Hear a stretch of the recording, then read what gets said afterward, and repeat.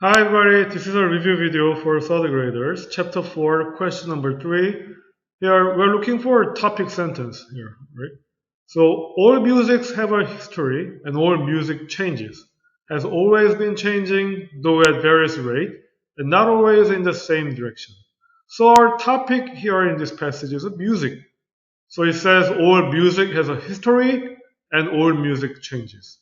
And it's always in the past, music has been changing, but in various rate. It means in different speed. Music has been changing with different speed and also not into a same direction, but into a different directions. Music's changing.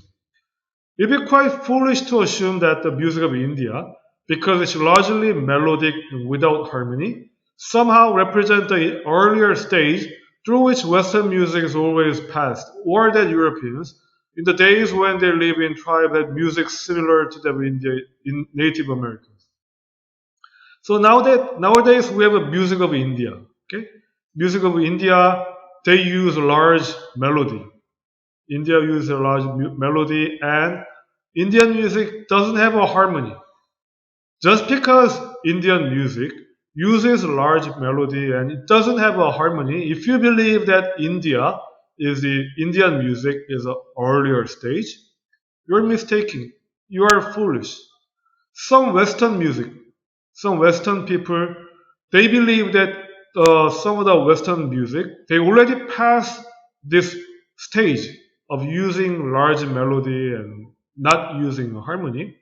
Or some of the Europeans, when they still use the Native American musics, so Native American musics, they use large melody and they didn't have a harmony, Native American music. So some Westerners and European might think that Indian music having a large melody and not using harmony might consider as an earlier stage of music because they believe that they seem to pass this early stage of using large melody and not using the harmony. But if you believe that Indian music is earlier stage, you are foolish because music's changing in different directions.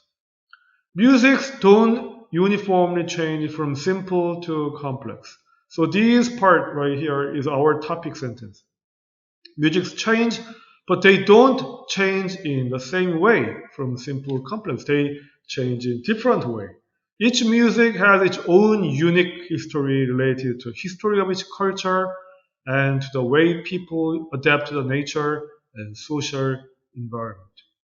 So here, each music has a history, and that history is related to the history of each culture. It's related to the history of culture and also related to the way of people adapt to the nature and their nature and social science, social environment. So it's all related to each part. Okay. So the patterns we may discern in world music history usually have to do with the relationship of culture to another. So here, when we say discern, discern means distinguish.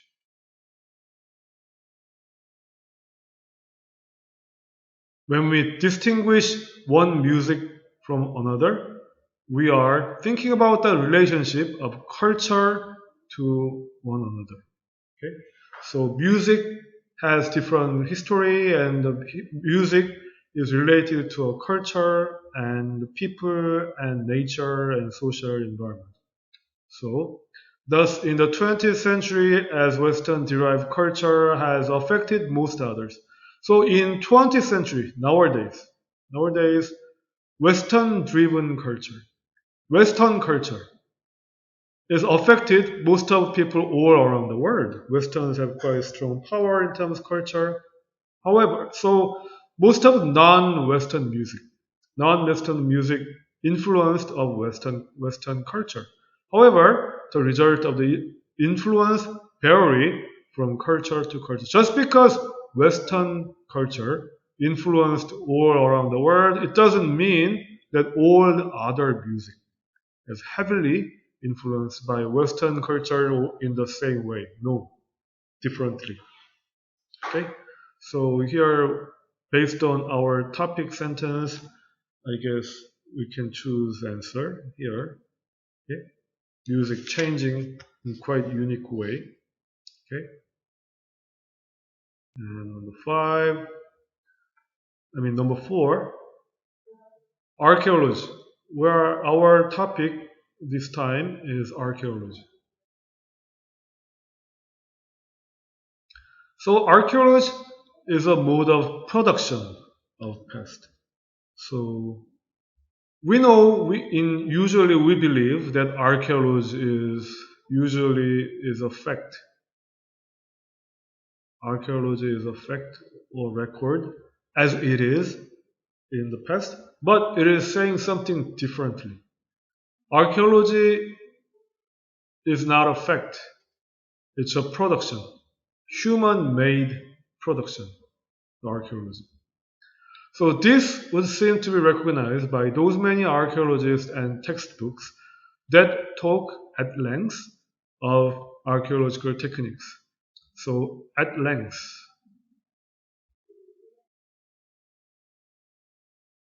Finally, eventually.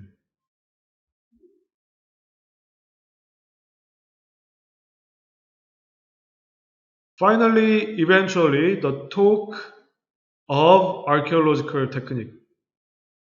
Believing that the archaeology is a technique and production. Archaeology is not a fact. So finally, eventually, believing that archaeology is a technique and archaeology as a technology is being finally talked about by archaeologists and archaeology textbook. So many archaeologists and many archaeology textbooks consider archaeology as a fact. But finally, now many archaeologists and textbooks, they talk about archaeology as a technology. So here, production and technology, same. The past has left remains. So our human past has left us with heritages.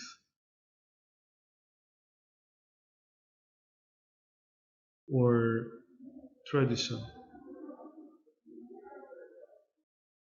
Our past has left us remains. Our past has left us heritage and tradition, and they decay in the ground. Unfortunately, this remains.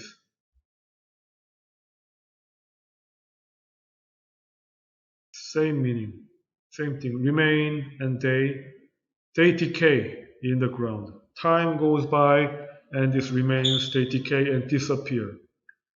According to their interest, archaeologists work on material remains to make something of them. So archaeologists, according to their own interest, they work on the material remains. Material remains, same. They do a research, they do a study about this remains according to their own interest, and these archaeologists, they make something of this remain.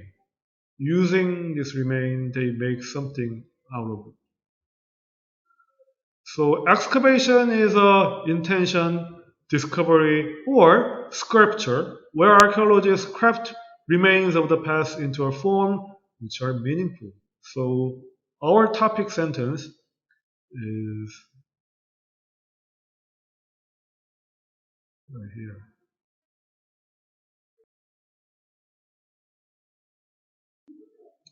So archaeologists, they working on the remains, working on the heritage in accordance with their interest, and excavation. Excavation is activity of archaeologists. They go to this some place and they dig something. They find something. They discover something very valuable, something meaningful in our future, in our past, is an activity of excavation. Act of discovery and act of finding the remains from the ground is excavation. Therefore, the excavation of archaeologists is an invention. Rather than a discovery, it's an invention. They are producing something, making something using technology. Or our excavation is a sculpture. Again, production of archaeologists, where archaeologists craft remains.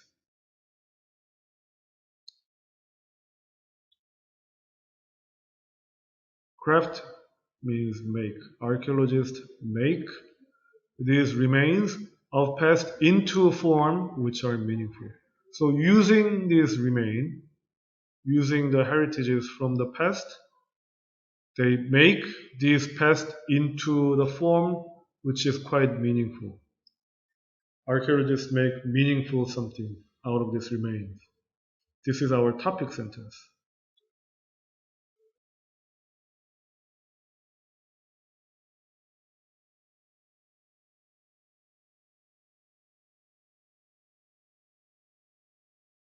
The archaeological record is accordingly not a record at all. Therefore, this archaeology is the production and technology. Therefore, archaeological record is not a record. It's not a record of fact. No.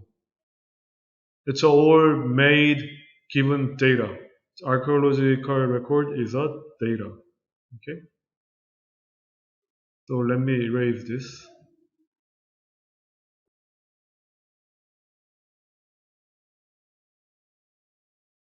I told you that this sentence right here is a typical Ch.4 sentence, which has a lot of cut in between, right? And they use a lot of cut in order to make students have a difficulty understanding, interpreting these sentences. But, this is quite a simple sentence, even though it seems to have a lot of cut in between. Basically, here, if you think about the subject here, the record, the archaeological record is subject, and is a verb, and not a record data. Just data is a complement.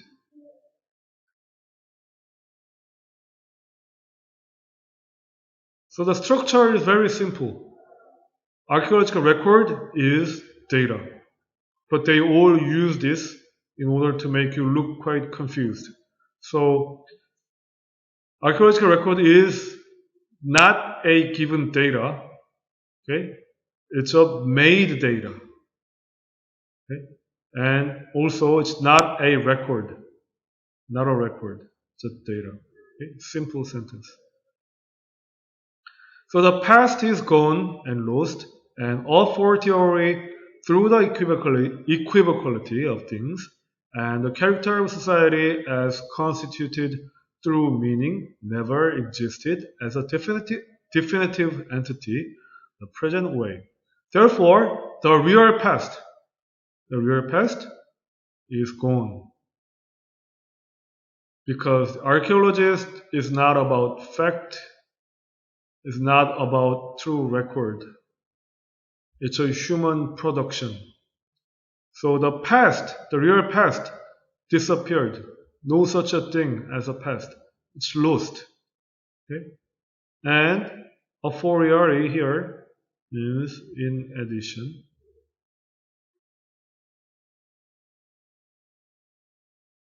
Through equivocality of things.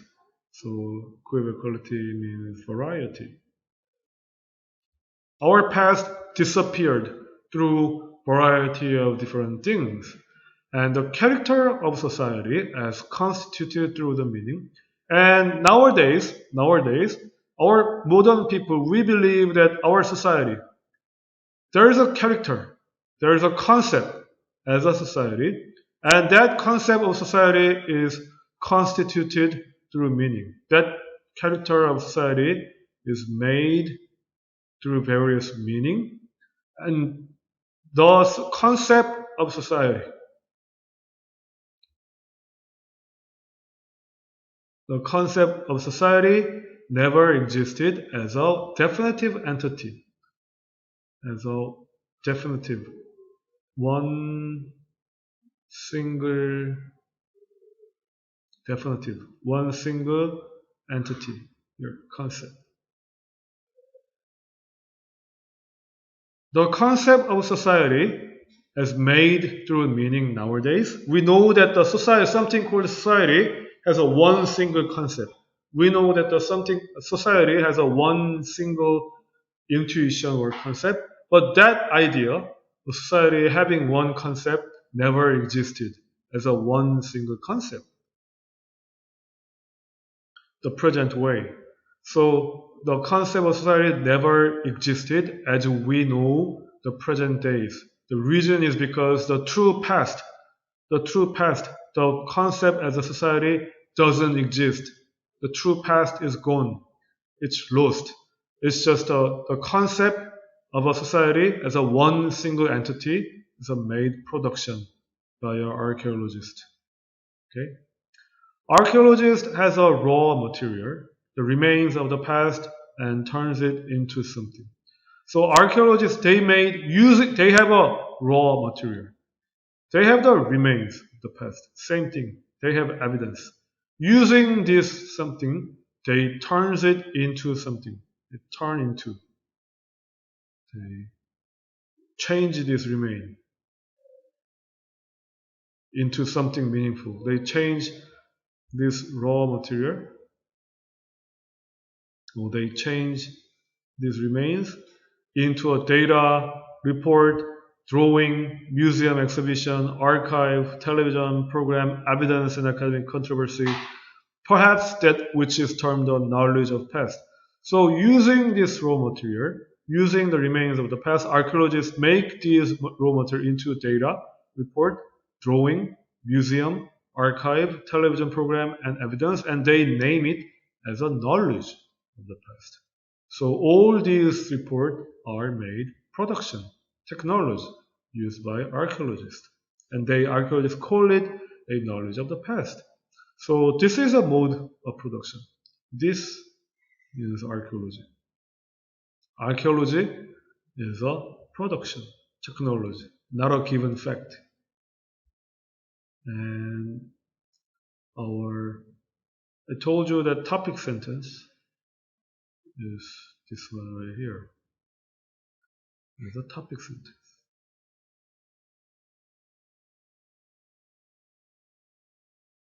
So based on our topic sentence, here it seems to number 3 is the right answer. Okay. And let's go to question number 5.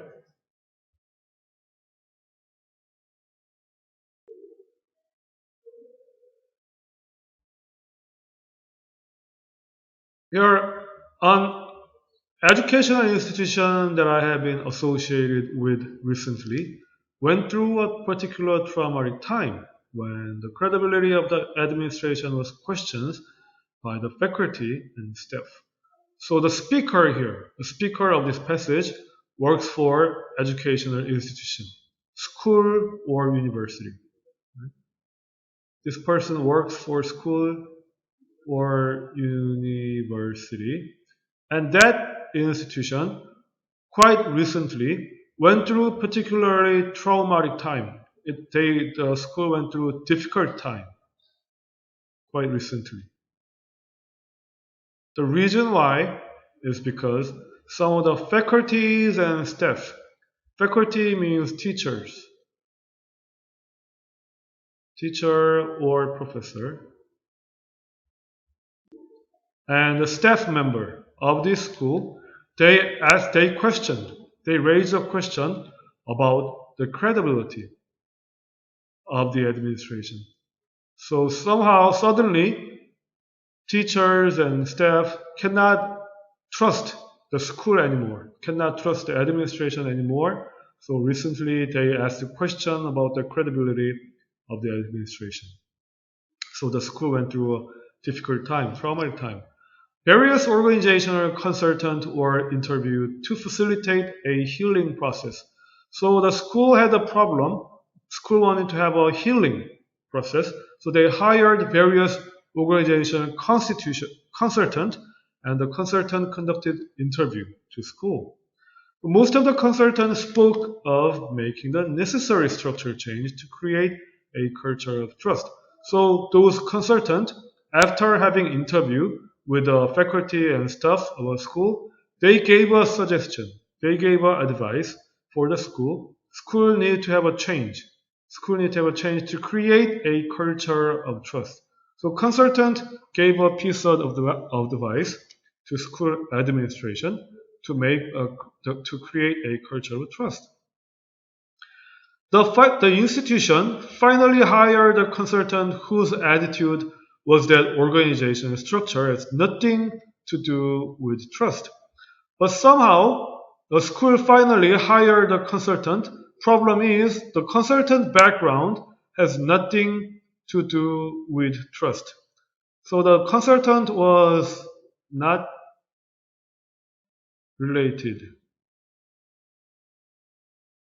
to the trust. This consultant hired by school does not know anything about building trust. Even though this expert they suggested school need to create a culture of trust, school hired wrong people somehow. Don't know the reason why. And interpersonal relationships based on mutual respect and atmosphere of goodwill are what creates a culture of trust. So in order to create a culture of trust, you need two components. In order to create culture of trust, you need two components. One, you need interpersonal relationship based on mutual respect. Two, you need an atmosphere of goodwill. These two, one and two, are needed to create a culture of trust. Would you rather work as a part of school with an outstanding reputation or work as a part of a group of outstanding individuals? Here, so part of a school with an outstanding reputation refers to number two. And a part of a group of outstanding individual refers to number one. So if you have chance, would you like to work as a part of number two case or would you like to work as a case number one? Many times these two characters go together. So many times in order to create the culture of trust, we need both of them. Number one and number two, both of the characteristics are needed to create the culture of trust. But if one had to make a choice, if you have to make a choice, I believe most people would opt to work with outstanding individuals. So opt to, choose, select. Normally we need both number one and number two, but when you have to choose between these two, most people would prefer to choose number one. So here,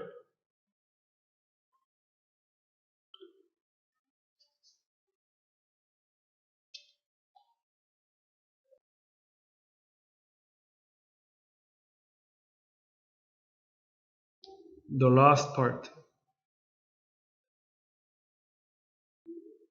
last sentence. Many people choosing number one is a topic sentence.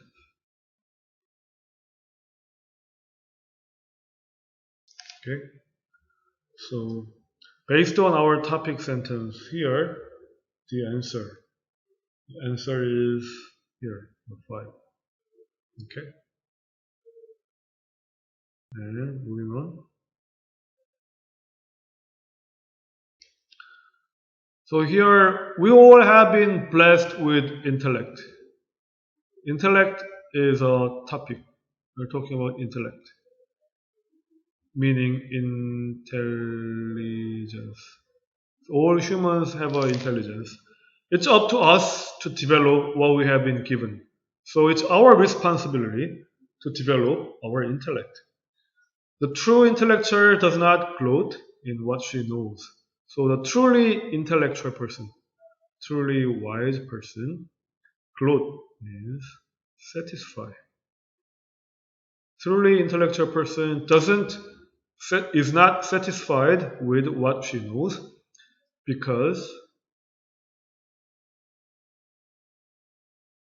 no one has the capacity to know everything. So no one has the ability to know everything. So truly wise person, truly intellectual person, not satisfied with what she knows. And only the fool pretend otherwise. Only the foolish people believe that they know something. Only the foolish people satisfied with what they know. So knowledge has no finish line. There is no finishing end in knowledge. Instead, as with life, it's merely a perpetual marathon full of potential and pitfalls. So in reality, intellectual potential means opportunity,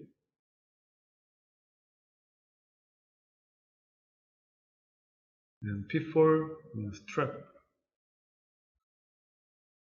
So intellect is like a marathon, which has a full opportunities and full traps.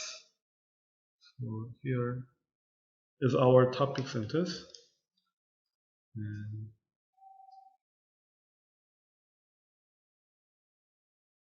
this part is a topic sentence.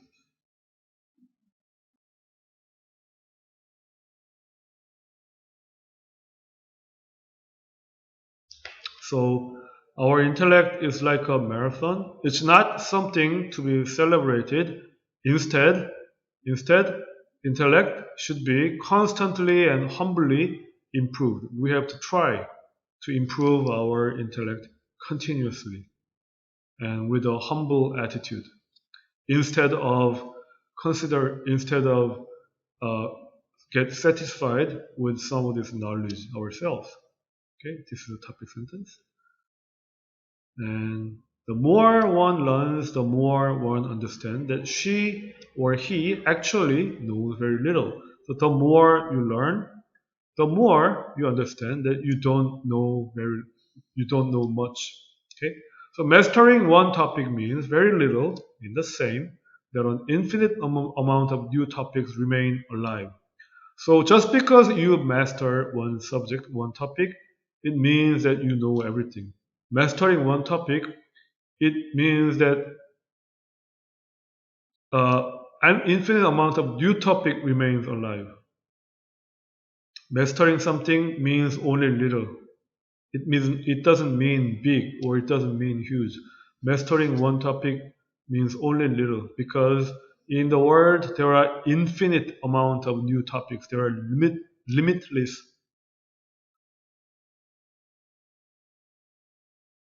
There are limitless topic of new topics remain alive and they are waiting to be tackled. They are waiting to be attacked. They are waiting to be understood. So there is no better way to travel the journey of life than with a book held greedily in hand. Therefore, intellect is like a marathon. So for traveling the intellect, it's best to hold the book or hand in all the time. Okay? So here it's our answer. Okay? And next question.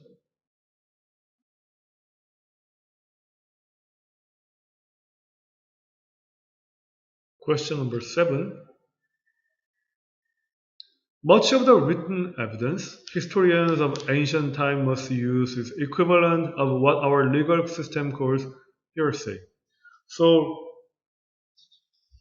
hearsay is a rumor. And many of our historians, they use written evidence. They use material in order to make a history. And many of this written evidence is a hearsay. It's a rumor, based on rumor. Is equivalent, same. Historians use many written evidence. Many times this written evidence is same, like hearsay, a rumor. It comes from writers who lived long after the event that they relate and often contains much local folklore and tradition that may or may not be accurate. The reason why we consider written evidence as a rumor is because that written evidence comes long after the event. Let's say that there is a history. There is history data about 임진왜란. And this data was written long after the 임진왜란 actually occurred. And it contains much folklore, contains much fairy tale.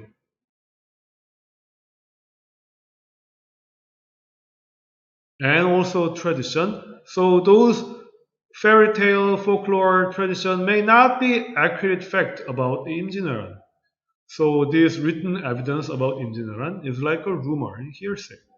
Furthermore, sometimes the level of hearsay between the witness and the original event is even greater. So let's say that there is this person, actually. This person experienced 임진왜란. But the gap between this person's witness and the event itself of 임진왜란, it might be really big, huge. Okay? One person cannot witness entire aspect of the war. Okay? Huge difference. It's greater.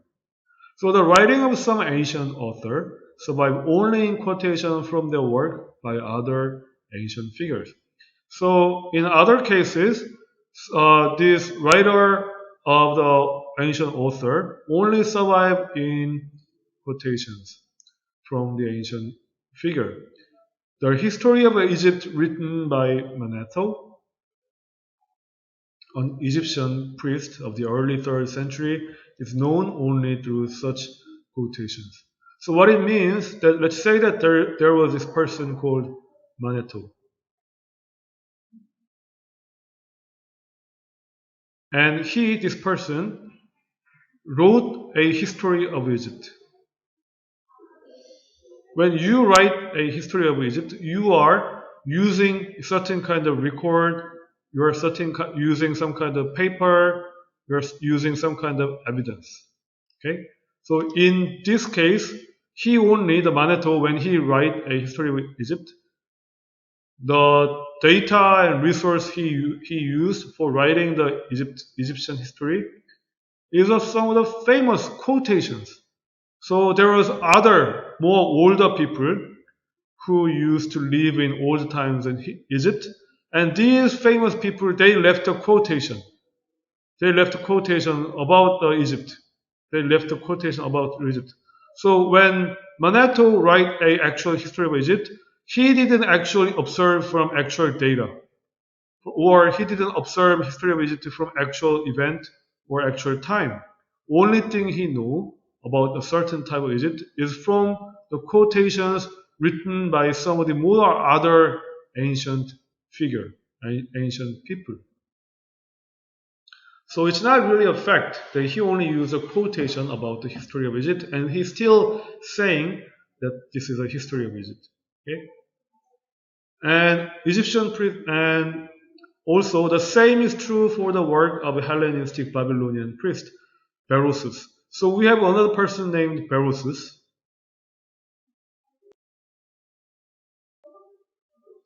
Also, he wrote a history of Hellenistic Babylonian, and his job was a priest.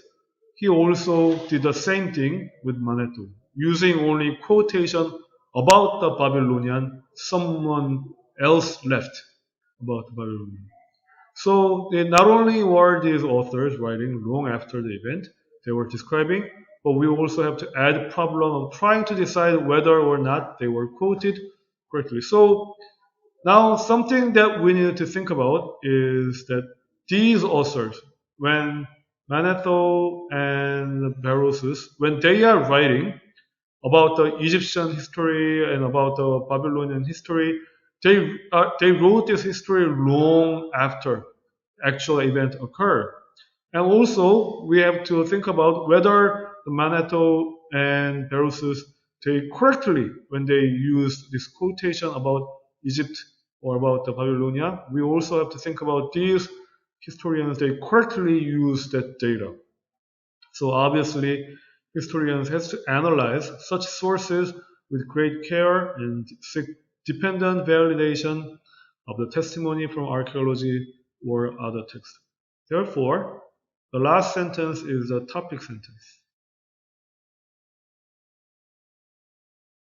Therefore, we cannot trust this data. So the historians, they have to go through independent process of validation. They have to go through using different testimony from archaeology, different text. They have to verify,